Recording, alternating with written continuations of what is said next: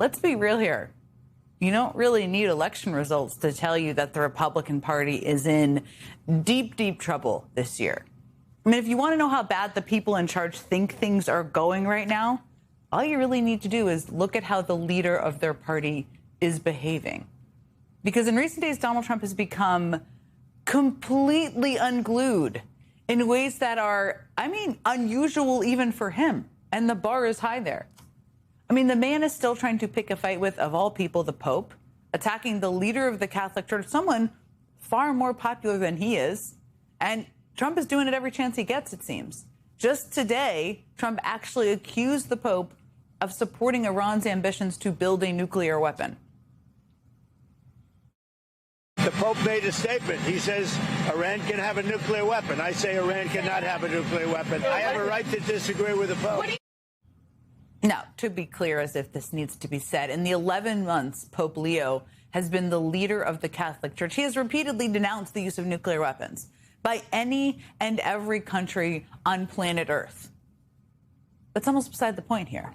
I mean, the point is that Trump is still trying to pick a fight with one of the most popular religious leaders on the planet. It's not just Pope Leo. I mean, just minutes after those comments, Trump's decided it would also be a good idea to try and pick a fight with the survivors of Jeffrey Epstein. I understand that the women didn't want to go under oath. That's what I heard, that the women, the victims or whatever, they refused to go under oath. The women, the victims, or whatever. Trump is attacking the Epstein survivors. He's attacking the Pope. It's like he's going down a list of the most sympathetic people on Earth and trying to pick a fight with every one of them. Who's next? The Artemis 2 astronauts? The pandas at the National Zoo? And it's not just those popular figures he's picking fights with. It's also his own buddies. I mean, this week, Trump started publicly blasting the conservative prime minister of Italy, who had previously been one of the very few European leaders Trump was actually on good terms with. He spent last week attacking several of the conservative influencers who helped him get elected in the first place over their opposition to the war he started in Iran. And he continued to rant about those same conservatives in a post online today. Just 2 days ago, Trump attacked the conservative think tank, the Cato Institute, claiming they, quote, hate Trump.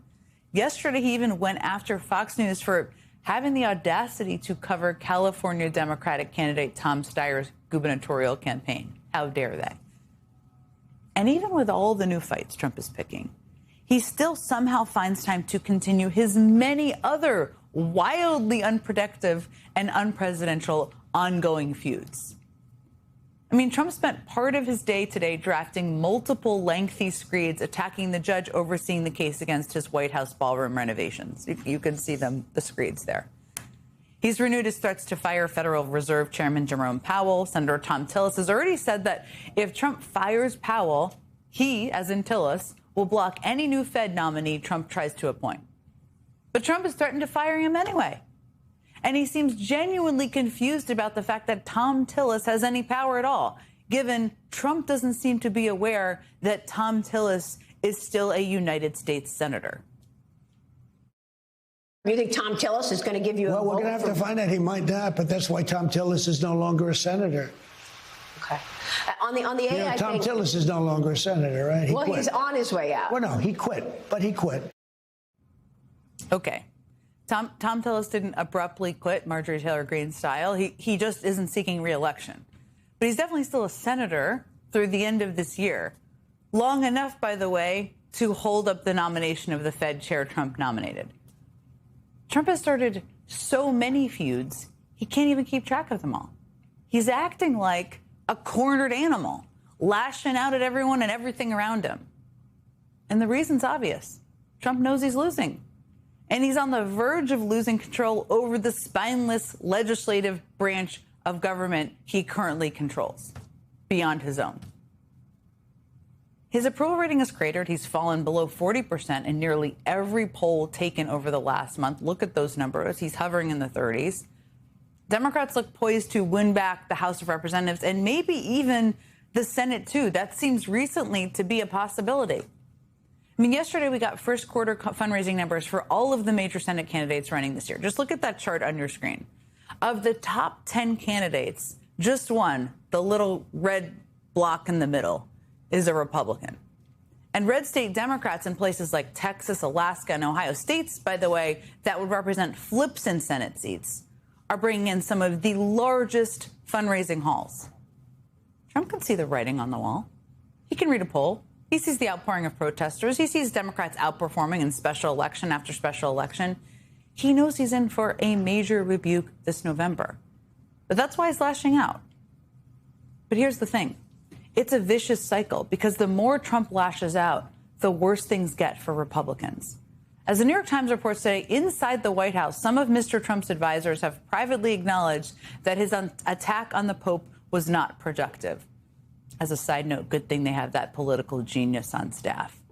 Now, a senior advisor to Trump's presidential campaign was more blunt in an interview with Politico, saying the road to victory runs through a consistent economic message. Unfortunately, President Trump ignores the roadmap. There you go. And every time Trump does manage to talk about the economy, he somehow only makes things worse. I mean, here he was today talking about gas prices outside of the White House. How much longer will Americans continue to see these high gas prices? Well, they're not very high. If you look at what they were supposed to be in order to get rid of a nuclear weapon with the danger that entails. So the gas prices have come down very much over the last 3-4 days. Trump thinks gas prices aren't that high. What do you think?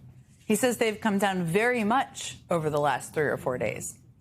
Now, anyone with a car or a job that requires driving or, frankly, access to the internet knows that's not true. Gas prices are still up more than $1 a gallon above where they were when Trump launched his needless war against Iran. And over the past week, they have only fallen by about 7 cents. Now, every day Trump becomes a bigger and bigger liability for Republicans in these midterm elections. Republicans seeking re-election have to go out of their way to ignore the president and his antics. And man, do they twist themselves into pretzels nearly every single day. But after more than a year in power, Republicans in Congress can read polls too. And they know the big ugly bill, cutting Medicaid and SNAP benefits and health care while giving tax cuts to the wealthiest and massive funding to ICE isn't exactly a winning campaign message in swing districts across the country. And they don't really have much beyond that. And that has led some of them to express outright apathy about the prospect of trying to keep their majorities. Here was Republican Senator Tommy Tuberville on that subject just yesterday. Everything that goes on up here, Benny, is about, we got to get reelected. We got to keep the majority. Well, hell, we ain't done anything in the majority. Should we keep majority? We've gotten one bill passed, and that was President Trump pushing and pushing and pushing, and it took us 18 hours to get Republicans to vote for it. It's embarrassing that we're up here and we're raising money to continue with the same people being up here. It's just nonsense. Thank you, Tommy Tuberville. That is going to end up in an ad near you somewhere, is my bet. We've just got over 200 days, or just about 6 months until Election Day, and a lot could still happen between now and then. That's important to remember. But if things continue on this track, if Trump continues to spiral out of control and act like a complete lunatic every day, then his party may be in for a very rude awakening.